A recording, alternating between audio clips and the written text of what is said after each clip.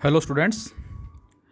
बेटा हमने सेल्स का सीरीज कॉम्बिनेशन स्टडी किया था जिसमें हमने दो सेल्स लिए थे और उनकी ईएमएफ E1 E2 ली थी और इंटरनल रेजिस्टेंस R1 R2 और वहाँ से हमने इफेक्टिव ईएमएफ के लिए एक्सप्रेशन ड्रॉ किया था as well as effective internal resistance जो है वो कितना होगा और जिसकी वैल्यू आई थी हमारे पास E1 plus E2 and the internal resistance is R1 plus R2। और फिर हमने कहा था कि यदि हम किसी एक सेल की पोलैरिटी को इंटरचेंज करते हैं तो उस केस में जो इफेक्टिव ईएमएफ होगी that is E1 minus E2 but the resistance will be same R1 plus R2। Next हमने स्टडी किया था टू सेल्स इन पैरेलल जिसमें हमने दो सेल्स लिए थे और दोनों की ईएमएफ को E1 E2 और रेजिस्टेंस R1 R2 लेके हमने पैरेलल में ज्वाइन किया था और वहाँ से जो हमारे पास effective EMF as well as effective internal resistance जो आया था बेटा वो आया था ये E1 R2 plus E2 R1 upon R1 plus R2 over R1 R2 and R1 plus R2। ये इफेक्टिव ईएमएफ है और ये आया था इफेक्टिव इंटरनल रेजिस्टेंस जिसको हम कुछ इस तरह से भी लिख सकते हैं डिवाइड करने के बाद दोनों को।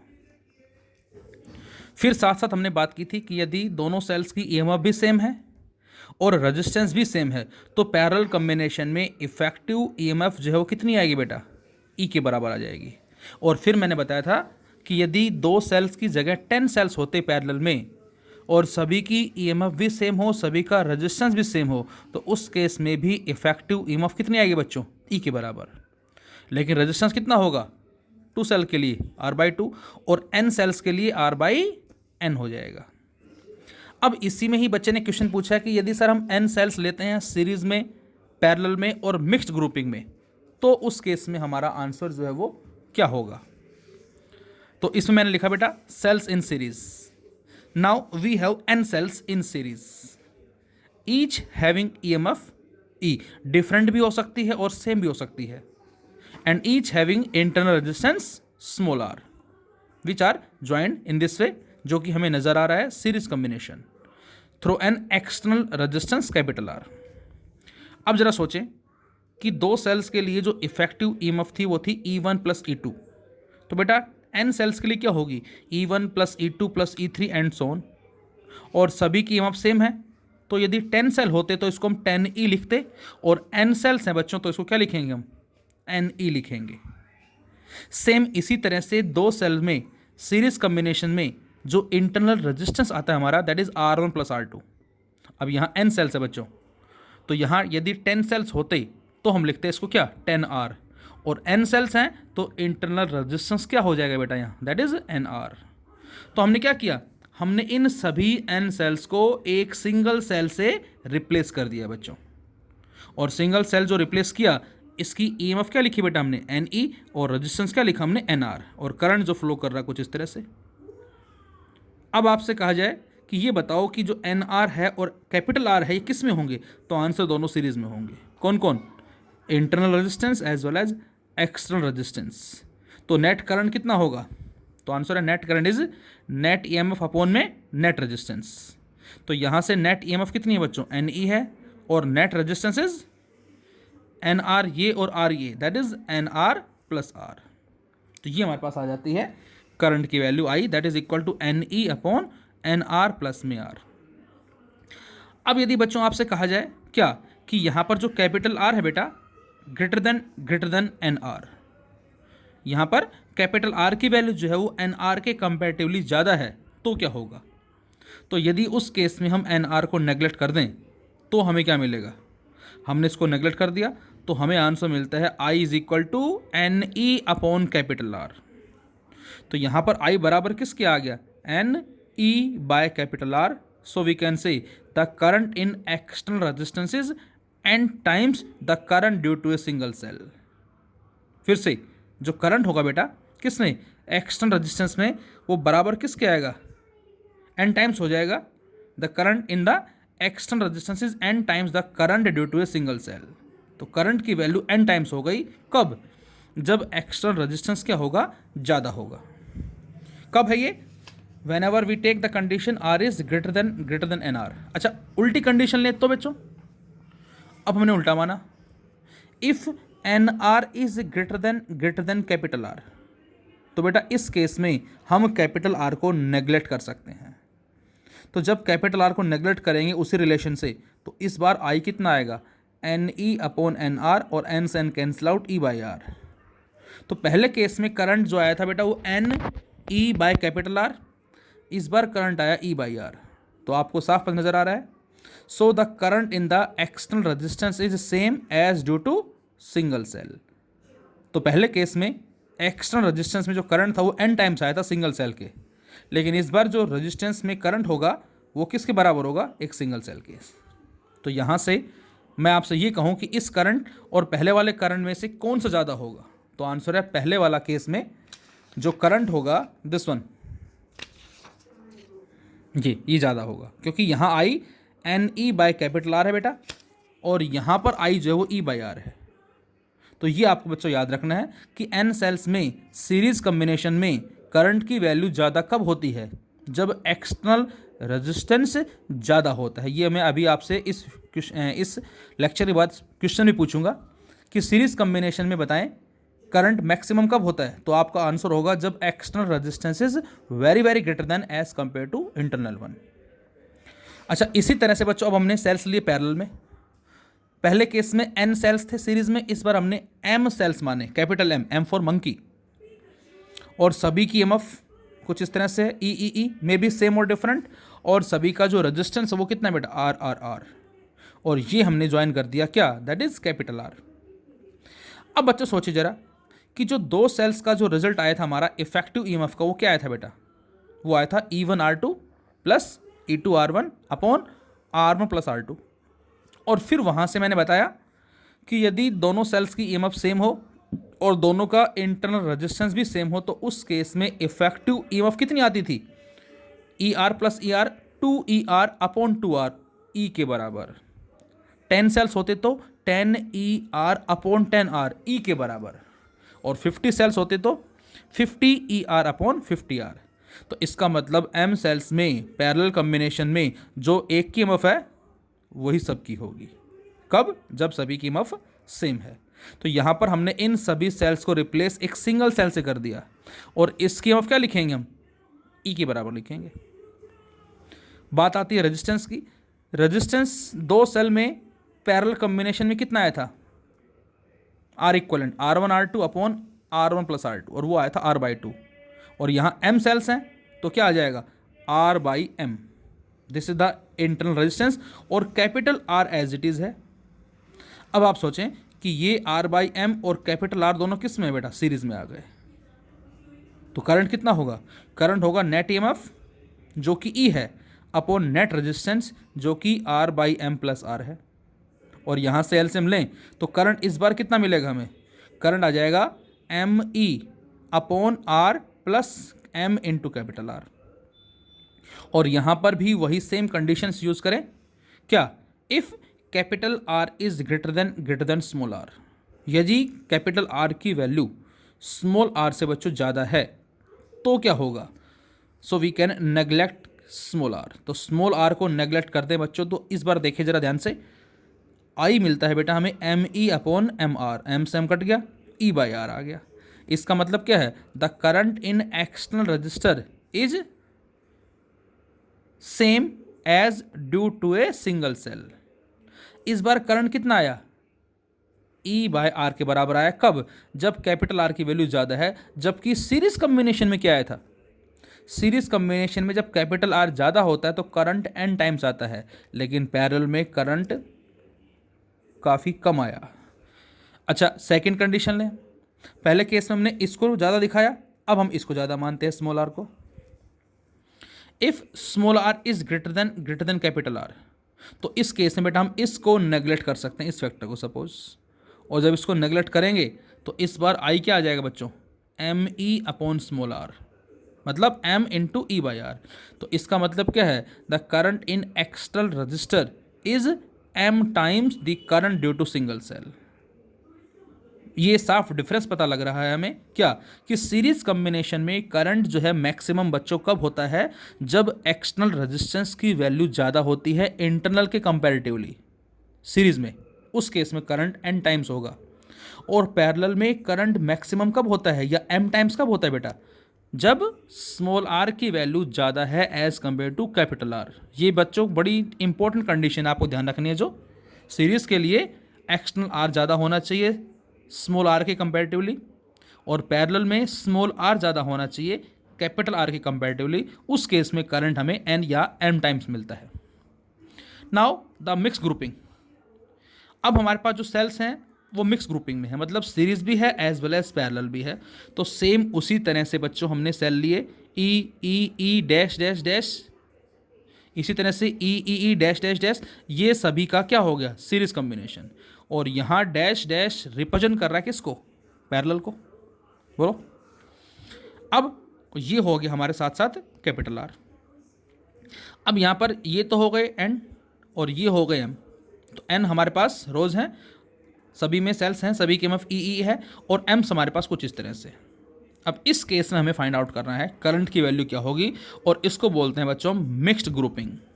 और आई थिंक क्वेश्चन नंबर 13 जो आपका वो इसी कॉन्सेप्ट पे बेस्ड हमारा, जो आपका एनटीएससी का जो पेपर था इस बार, उसमें क्वेश्चन नंबर 13 जो आया है वो इसी पे बेस्ड है। बच्चे ने पूछा था मुझसे। तो बेटा यहाँ से देखें ज़रा, मैं आपसे कहता हूँ इस एक सिंगल लाइन को सोल्व करो ज़रा। तो अभी सिंगल लाइन क्या बन गई? ये सिंगल लाइन बन गई एन सेल्स का सीरीज कॉम्बिनेशन वाला केस, ये वाला केस बन गया। और यहाँ पर हमने इन सभी को रिप्लेस किससे किया था? एक सिंगल सेल से। एन ई लिखा और एन आर लिखा। तो सेम उसी तरह से अब यदि मैं आपसे कहूँ क्या, इस कंप्लीट लाइन को हटा के एक सिंगल सेल लगाओ, तो इसको हटा के हमने एक सिंगल सेल लगा दिया। इस सिंगल सेल की ईएमएफ कितनी होगी? तो आंसर है इसकी भी ई, इसकी भी ई, इसकी भी ई, सारे सीरीज में हैं, तो नेट कितनी हो जाएगी बच्चों? N E. रेजिस्टेंस कितना हो जाएगा? N R. ये हमने एक कंप्लीट लाइन को सोल्व कर लिया। इसी तरह से सेकंड की बात करें हम, यहाँ भी ई ई ई ई डैश उसी तरह से है, तो इसको भी हटा के एक सिंगल सेल लगाया, दैट इज एन ई, और इसका रेजिस्टेंस कितना हो जाएगा? N R, and so on. और लास्ट जो होगी वो भी क्या हो जाएगी? एन ई, और उसका जो रेजिस्टेंस होगा बच्चों कितना हो जाएगा? That is N R. और ये एज इट इज है। अब ये बन गए हमारे N E N E N E के एम सेल्स हैं। अब आप सोचें, दो सेल्स में जो पैरेलल कॉम्बिनेशन में हमारी इक्वलेंट ईएमएफ आई थी, जब दोनों की ईएमएफ सेम थी और रेजिस्टेंस भी सेम था, वो ई के बराबर आई थी। सेम उसी तरह से यहाँ पर एम सेल्स हैं, सभी की ईएमएफ एन ई है, सभी का रेजिस्टेंस एन आर है। तो इन सभी को हटा के जो एक सिंगल सेल लगाएंगे उसकी ईएमएफ क्या होगी? एन ई होगी। सेम टू सेल्स की तर्ज पे ही हमें लिखना है। जैसे टू सेल्स में इफेक्टिव ईएमएफ कितनी आई थी? E1 R2 plus E2 R1 upon R1 plus R2, और वहाँ दोनों की ईएमएफ सेम है, रेजिस्टेंस भी सेम है, तो वो ई के बराबर आई थी। 10 सेल होते तो भी ई के बराबर, 50 सेल होते तो भी ई के बराबर। सेम उसी तरह से यहाँ पर एक की ईएमएफ एन ई है, दूसरे की एन ई है, तीसरे की एन ई है, तो सभी को हटा के जो एक सेल लगाएंगे हम उसको एन ई लिखेंगे। अब दो सेल में रेजिस्टेंस कितना आया था? इंटरनल रेजिस्टेंस R/2 आया था, R/2। ये सभी का RR था, यहाँ पर कितना बेटा? सभी का NR है, तो 1/NR plus 1/NR plus 1/NR solve करेंगे तो ये बन जाएगा M/NR, और जब उसको उल्टा करेंगे तो ये बन जाएगा NR/M। तो ये हमारे पास एक सिंगल सेल आ गया जिसमें ये सारे सीरीज एज वेल एज ये सारे पैरेलल शामिल हैं। और ये capital R as it is है, अभी इसको हमने टच नहीं किया है। अब इसको सर्किट के हिसाब से सोल्व करते हैं ज़रा। अब बच्चों ये दोनों किस में आ गए? फिर से सीरीज़ में आ गए। ध्यान रहे, चाहे कॉम्बिनेशन सीरीज़ हो, चाहे पैरेलल हो, या मिक्स्ड ग्रुपिंग हो, ये दोनों हमेशा सीरीज़ में आएंगे। तो अब जो करंट होगा बच्चों क्या आएगा बेटा? तो answer net EMF upon net resistance. Net EMF N E हो जाएगी, और नेट रेजिस्टेंस कितना? NR/M, तो इसका है प्लस कैपिटल R। और जब एलसीएम लेके सोल्व करेंगे तो M ऊपर चला जाएगा, तो I आ जाएगा MNE अपॉन NR प्लस में MR, MNE upon NR plus MR। और इसके साथ साथ बच्चों यहाँ पर जो M इंटू N होगा ये रिप्रेजेंट करेगा नंबर ऑफ सेल्स को। ध्यान रहे, what is the meaning of M into N? Rows और कॉलम का मल्टीप्लीकेशन जो होगा, it represents the number of cells. और जो आपको न्यूमेरिकल्स में आई थिंक 54 दे रखे हैं नंबर ऑफ सेल्स, और हमें ये बताना है कि सीरीज और पैरेलल में कितने कितने होंगे, कितनी रोज होंगी, और हर एक रोज में कितने कितने सेल्स जो है वो हमें अरेंज करने हैं। इसी में जरा एक छोटा सा कॉन्सेप्ट और देखते हैं। अब यहाँ जो हमारा आई आया MNE/NR+MR, सेम उसी तरह से ये आ गया। अब मैं आपसे कहता हूँ ये बताएं कि यहाँ पर इस आई की वैल्यू मैक्सिमम कब होगी। जैसे n सेल्स में सीरीज में आई मैक्सिमम कब आया था बेटा, जब कैपिटल आर ज़्यादा हो। पैरेलल में आई ज़्यादा कब आया, जब स्मॉल आर ज़्यादा हो। अब हमें ये चेक करना है कि मिक्स ग्रुपिंग में करंट मैक्सिमम कब होगा। तो यहाँ से लिखा मैंने, करंट जो है वो मैक्सिमम तभी हो सकता है जब ये नीचे वाली टर्म क्या हो जाए बच्चों, मिनिमम हो जाए।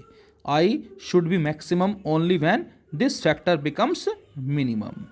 तो हमने MR+NR को क्या लिख दिया बेटा, मिनिमम लिख दिया। अब हमने कुछ चेंजेस किए। क्या चेंजेस, √MR करके स्क्वायर कर दिया प्लस √NR करके स्क्वायर कर दिया इक्वल टू मिनिमम। क्या चेंज आया, कोई चेंज नहीं आया, वही सेम इक्वेशन है। क्यों, क्योंकि रूट का स्क्वायर करेंगे तो यही बन जाएगा। अच्छा बेटा, इसमें हमने माइनस में 2MR/NR रूट और प्लस 2MR/NR रूट, मतलब जितना ऐड किया उतना ही सब्ट्रैक्ट कर दिया। अब क्या चेंज आया, अभी भी कोई चेंज नहीं आया, and it will be equal to minimum. और बच्चों ये क्या बन गया, यहाँ से ये बन गया A² plus B² minus 2AB, ये बन गया A - B का होल स्क्वायर। तो ये हमारा यहाँ से लेकर और यहाँ तक आ चुका है, यहाँ से यहाँ तक, यहाँ से यहाँ तक हमने सोल्व कर लिया है। उसके अलावा जो फैक्टर बच गया ये +2 × MR/NR root equal to minimum, इस पूरे फैक्टर को ले जाओ राइट साइड में इसको, और जब इसको हम राइट में ले जाएंगे तो क्या हो जाएगा बच्चों, लेफ्ट में तो आ गया A - B का होल स्क्वायर, मतलब √MR माइनस √NR का स्क्वायर, और राइट साइड में मिनिमम था और इस फैक्टर को उधर ले गए तो ये मिनिमम में से क्या हो जाएगा, सब्ट्रैक्ट हो जाएगा। तो बच्चों पहले कोई चीज़ मिनिमम है और उसमें से हम और भी माइनस कर रहे हैं, which is nearly equal to 0।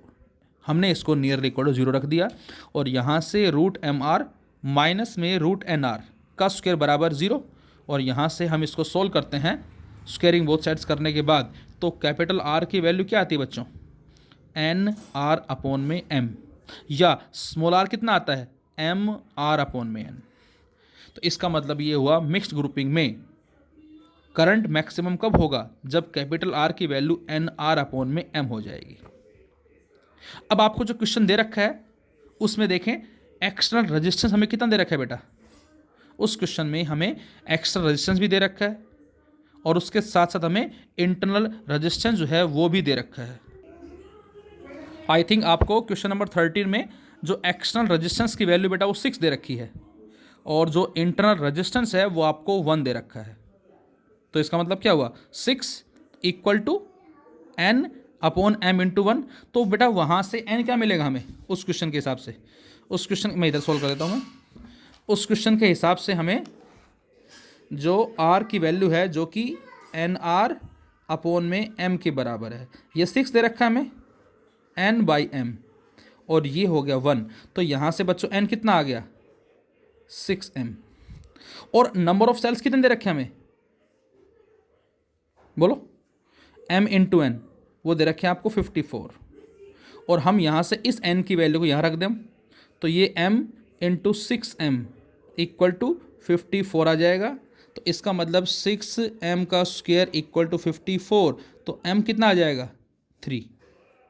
और यदि M की वैल्यू 3 आ गई और इस M को 3 यहाँ रख दें हम, तो कितना मिलेगा, N इक्वल टू 18। तो इसका मतलब यहाँ पर जो पेयर बनेगा हमारा वो 18 और 3 का पेयर बन जाएगा। और अभी यदि आपसे कहा जाए कि find out the value of current also, तो करंट फाइंड आउट करने के लिए क्या करेंगे, हम इसी को यूज़ करेंगे, जिसमें MN 54, E हमें सेल की EMF दे रखी है, कैपिटल R गिवन है, स्मॉल r गिवन, इसको पुट करके हम करंट की वैल्यू को सोल्व कर सकते हैं यहाँ से। So this is the combination of N cells, series, M cells, parallel as well as mixed grouping. और ये हमने बात कर ही ली थी कि यदि हमारे पास N सेल्स हैं और हम किसी एक सेल की पोलैरिटी को रिवर्स करते हैं तो हमें जो इक्वलेंट EMF मिलेगी, सेम ऑर्डर में कितने सेल हैं पहले चेक करें। तो आंसर है, सपोज 10 सेल है, एक की पोलैरिटी इंटरचेंज कर दी हमने तो 9 सेम ऑर्डर में है, बाकी एक अलग ऑर्डर में है। तो इसका मतलब n सेल्स में से एक हटा दिया, सेम ऑर्डर में बच गए n-1 और उनकी ईएमएफ ई हो जाएगी और एक सेल की ई हो जाएगी। तो इफेक्टिव ईएमएफ क्या होगी बच्चों? n-1 ई माइनस ई, मतलब जो 9 सेल सेम ऑर्डर में है उसमें से जो एक अपोजिट किया उसको माइनस कर देंगे हम। तो कितना आ जाएगा? एन ई माइनस ई और minus E that is equal to N E minus two E. मतलब n सेल्स की ईएमएफ में से 2 सेल की ईएमएफ माइनस हो जाएगी। मतलब जो 10 सेल हैं एक की पोलरिटी इंटरचेंज करेंगे तो सेम ऑर्डर में बच गए 9 सेल, और 9 सेल की ईएमएफ में से एक की माइनस करेंगे तो 8e आंसर आएगा। तो सेम उसी तरह से है। यदि हम यहाँ पर एक सेल की जगह 2 सेल की पोलरिटी इंटरचेंज कर दे तो ये बचता n-2 इंटू ई और ये होता 2e। फिर लिखते n-2e माइनस 2e तो आता ne माइनस 4e।